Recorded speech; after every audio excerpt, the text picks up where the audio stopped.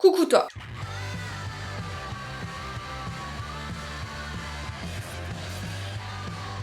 Donc pour commencer, le truc le plus cool, comme ça vous pouvez vous casser après de la vidéo, super, la meuf est hyper vendeuse.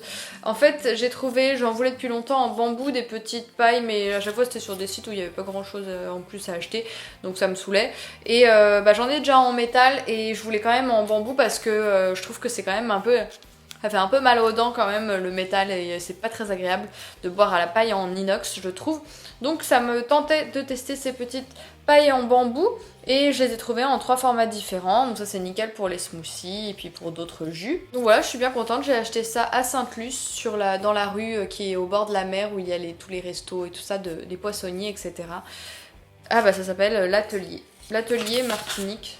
Ça doit s'appeler l'atelier, voilà, je ne suis pas sûre. Voilà, je vous mettrai quand même des liens pour en acheter sur internet si vous êtes tenté par des pailles en bambou, mais que vous n'allez pas à la Martinique dans les jours qui viennent, ce qui est fort probable. J'ai ensuite acheté évidemment des petites gousses de vanille sur le marché de Fort-de-France, et tout le reste c'est acheté sur le marché de Fort-de-France. Donc voilà, je voulais absolument refaire mon gâteau, enfin mon... C'est pas ma recette, hein, mais le gâteau magique à la vanille que j'aime énormément. Ce gâteau avec 3 couches qui fait une sorte de flan en bas, de crème au milieu et de génoise moelleuse sur le dessus, mais qui est une tuerie. Et qui se fait donc avec de la vanille. Et je voulais absolument le faire avec des gousses de vanille fraîches ramenées de la Martinique. Donc je me suis ramené tout ça. Ensuite j'ai acheté, mais ça c'est pas pour moi, je me suis dit que j'allais ramener ça à ma copine Marie du blog Sweet and Sour, puisqu'elle fait de superbes recettes vegan et souvent sans gluten, et comme elle aime aussi beaucoup la banane, donc je lui ai pas dit, elle découvrira en même temps que vous dans cette vidéo, je lui ai pris de la farine de banane, un truc complètement absurde à ramener à une pote, mais bon. Mais je me suis dit que ça pourrait lui faire plaisir qu'elle puisse tester une recette avec une autre farine. Je sais pas si ça se trouve trop facilement en France. Après j'ai demandé à la dame si ça avait un petit peu le goût de banane, mais elle m'a dit non, que c'était fait avec les bananes vertes en fait. C'est pas les bananes sucrées jaunes. Mais bon, j'avais quand même envie de lui faire tester et je me suis dit que j'allais lui ramener le sachet. Et comme ça elle pourra tester une petite recette avec et la prochaine fois que je viendrai chez elle, je mangerai la recette avec la farine de banane. Deal? Voilà. Affaire à suivre, Marie. Ensuite, je me suis acheté un petit pot de beurre de karité qui me tentait vraiment. Je l'ai senti, il sent super bon, il n'est pas du tout blanc, il n'a pas l'air raffiné, il est vraiment très proche de la texture et de l'odeur de celui de chez Carétique en lequel j'ai absolument confiance, mais j'ai voulu l'acheter quand même sur le marché, ça me faisait plaisir d'acheter du beurre de karité à la Martinique et il me semble vraiment très qualitatif. En revanche, j'ai pas trop osé acheter les huiles, etc. parce que franchement, ça avait l'air d'être fait pas forcément dans les conditions d'hygiène hyper clean. Et pour moi, une huile, ça a plus de chances de tourner avec la chaleur, machin. C'était même pas dans des flacons ambrés, etc. J'avais pas trop confiance. Et le beurre de karité, ça me dérange moins parce que je l'utilise pas forcément sur mon visage ou pour traiter ma peau. Donc voilà, ça me dérangeait un petit peu moins avec le beurre de karité, donc je me suis empressée de l'acheter. Ensuite, mon copain a fait son stock d'épices. Sel Caraïbes, des spices, oignons, assaisonnement de viande, agrément, vinaigrette et des épices pour faire du poulet rôti. Donc voilà, ça c'est les achats de mon copain. Ensuite, j'ai acheté cette chose étrange. On dirait des protéines de soja texturées, mais ce sont des graines de baobab et j'étais très curieuse de tester. Alors, super aliment riche en nutriments et fibres, sous forme de boisson énergisante et vitaminée. Dans l'eau ou votre thé, il vous apportera les vitamines et minéraux essentiels comme le calcium, le potassium et le fer. Très efficace pour la rigidité de l'os, les muscles et le système nerveux. Donc je me suis dit que j'allais de temps en temps faire tremper mes petites graines de baobab dans une tisane ou dans une infusion, dans un machin. Et voilà, j'avais envie de me ramener comme ça, mes petits trucs de sorcière. Alors je suis un peu triste, j'ai pas ramené, j'ai failli acheter aussi des fleurs d'hibiscus pour faire du bissap. J'en ai déjà un petit peu à la maison que j'avais eu de chez Aromandise, mais bon, j'avais envie de le ramener de là-bas et au final je l'ai pas pris, je voulais pas m'encombrer. Bref, en tout cas, je voudrais refaire des petites recettes comme ça de bissap parce que c'est super bon les infusions à l'hibiscus. Et donc voilà, c'est un truc que je n'ai pas ramené. Et ensuite, j'ai acheté, ça j'ai un petit peu hésité, j'ai pas trop compris pourquoi c'était sous cette forme-là en fait. J'ai acheté du cacao. Et il est tout dur en fait, il est vraiment en bâton. Et en fait, il est utilisé pour faire du chocolat chaud tout simplement. On peut le râper et en faire un chocolat chaud. Donc là, ils disent faire bouillir de l'eau, ajouter la quantité de cacao, faire fondre.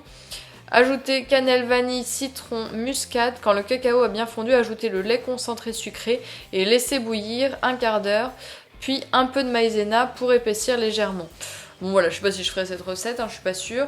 Mais en tout cas, je voulais absolument tester sous cette forme-là. Ça me faisait plaisir de le ramener alors que j'ai des pots de cacao cru dégraissé en poudre à la maison. Mais voilà, ça me faisait plaisir de ramener du cacao de la Martinique. Donc je n'ai pas compris comment le cacao était arrivé sous cette forme, pourquoi, s'il était juste tout simplement concaténé ou je ne sais pas. Si vous pouvez m'écrire sur le sujet, je suis preneuse. Pareil pour les graines de baobab, en fait je fais cette vidéo pas pour vous dire regardez ce que j'ai acheté, c'est pour vous dire regardez ce que j'ai acheté, mais aidez-moi à les utiliser parce que je ne sais pas du tout comment faire et je ne sais pas ce que c'est. Donc voilà. Non mais c'est surtout histoire de partager des choses parce que personnellement je n'avais jamais vu ça et je n'avais, si j'avais dû voir des trucs comme ça aussi dans des salons bio ou je sais pas quoi. Donc voilà pour mon petit haul de produits un petit peu locaux et spécifiques de la Martinique. En produits beaucoup moins local et beaucoup moins spécifiques de la Martinique, j'ai succombé, même si on est tous comme des cons avec ce machin sur la plage.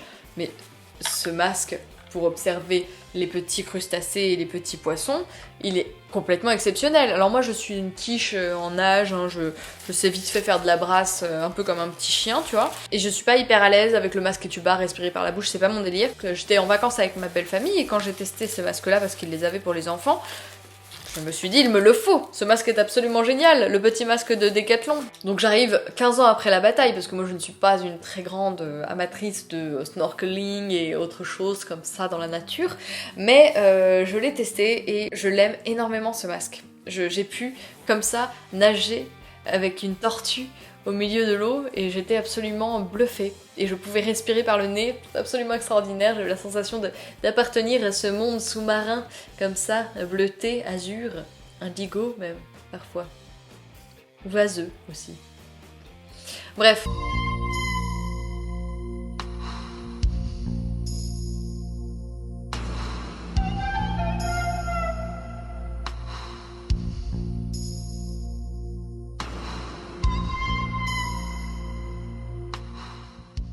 Voilà, c'en est tout. Je suis désolée, il n'y aura pas de vlog à la Martinique. Je discute là, on est entre nous.